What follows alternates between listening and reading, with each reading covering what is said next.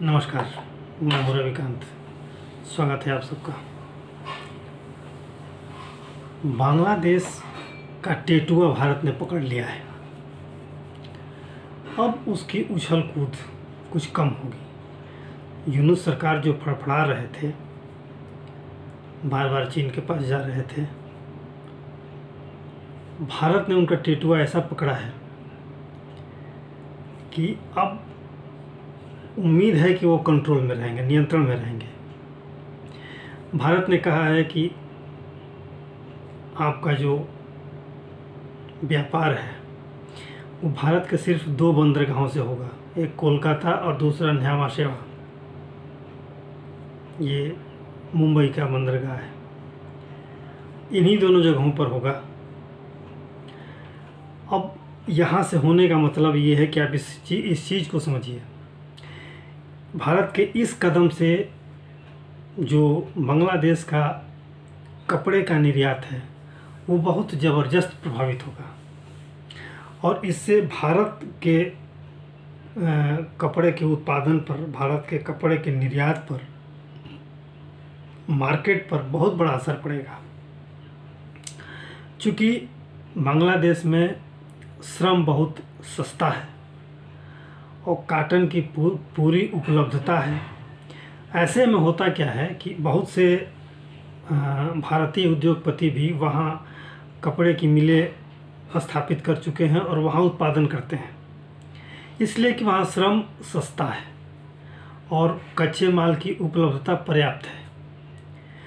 तो वो बांग्लादेश का तैयार माल यहाँ के माल से सस्ता पड़ता है, उसका निर्यात आराम से हो जाता है और भारत में भी वो माल निर्यात होता है, भारत में भी आयात होके आता है। तो उसका फ़ायदा ये होता है कि बांग्लादेश का माल चूँकि सस्ता पड़ता है और वो जब यहाँ आता है तो भारतीय बाज़ार को प्रभावित करता है। बांग्लादेश की अपेक्षा चूँकि यहाँ श्रम महंगा है, तो अब भारत ने कहा है कि इन्हीं दोनों बंदरगाहों से केवल होगा। सड़क मार्ग से व्यापार बंद हो चुका है। अब ये कपड़े अगर इन बंदरगाहों के माध्यम से भारत में आएंगे तो इनका आयात शुल्क बढ़ेगा। शुल्क बढ़ने का मतलब है कि कपड़े महंगे होंगे। कपड़े महंगे होंगे तो हमारे यहाँ जो उत्पादक, कपड़ों के उत्पादक हैं, उनका संरक्षण होगा, उनका माल सस्ता होगा तो बाज़ार में ज़्यादा बिकेगा। और चूँकि बांग्लादेश का माल अगर यहाँ आता है तो वो महंगा होगा, उसके डिमांड कम होगी।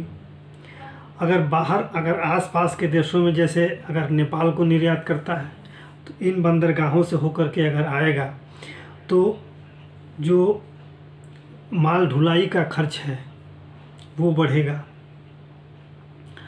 और उसे जो ड्यूटी देनी पड़ेगी वो बढ़ेगी, जिससे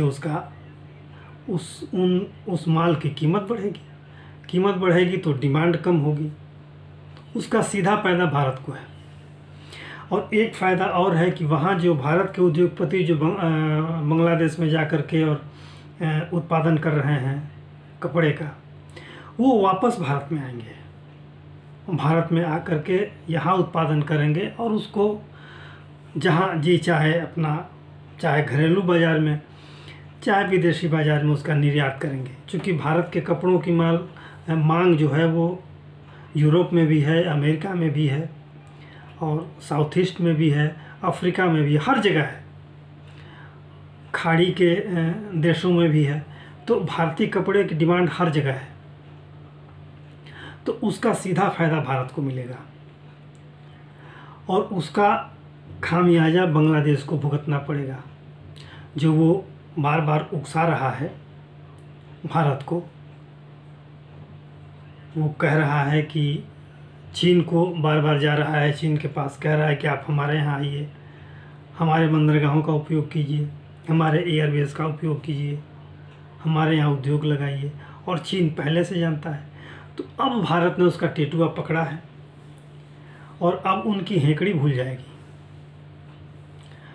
और धीरे धीरे अब भारत की पकड़ मजबूत हो रही है बांग्लादेश के ऊपर। तो जो इनका तिकड़म है वो नियंत्रण में होगा। तो बांग्लादेश को अब अपने कपड़े के उद्योग पर नज़र रखनी चाहिए, न कि भारत के आंतरिक स्थितियों पर। वो भारत को जो नियंत्रित करने की कोशिश कर रहा था, वहाँ के हिंदुओं को जो प्रताड़ना दे रहा था, या बार बार उकसावे की कार्यवाही, उकसावे के स्टेटमेंट, उकसावे के वक्तव्य दे रहा था, अब उस पर नियंत्रण, अब वस्तु स्थिति को समझेगा वो। और जो पाकिस्तान की हालत हुई है उससे तो सबक कुछ मिला ही होगा। हालांकि चाइना एक बड़ा बेस खोज देख रहा है, एक बड़ी जगह और एक आश्रय स्थल जो चाहिए था वो उसे देख रहा है। खैर, क्या होता है क्या नहीं होता है वो आगे की बात है, लेकिन बांग्लादेश अब धीरे धीरे गिरफ्त में आ रहा है। तो आज के लिए इतना ही।